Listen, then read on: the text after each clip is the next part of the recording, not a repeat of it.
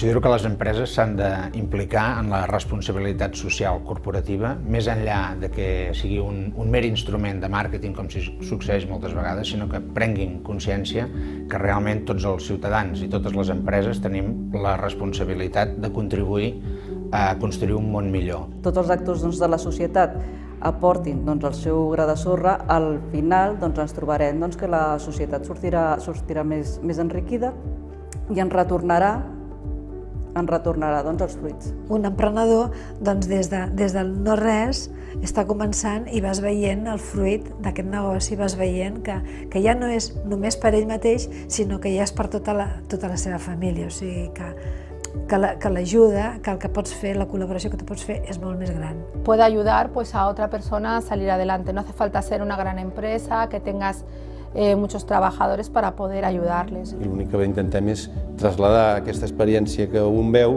amb gent que acaba de començar perquè el seu projecte tiri endavant. El que més ens agrada de nosaltres d'aquest projecte és la creació de llocs de treball, que no sigui una caritat, que hi ha altres empreses que ho fan. I concretament que puguin ajudar a emprenedors, a persones que volen impulsar el seu projecte empresarial, tal com en el seu moment van fer els que avui podem considerar que són empresaris del tot consolidats. És com un ocell que ha de començar a volar. Hi ha un moment que has d'estar al costat, després ja volen sols, està clar, però és una qüestió de donar eines. La verdad es que siempre he podido poner ese granito mío, de decirles, oye, mira, hazlo así, asado.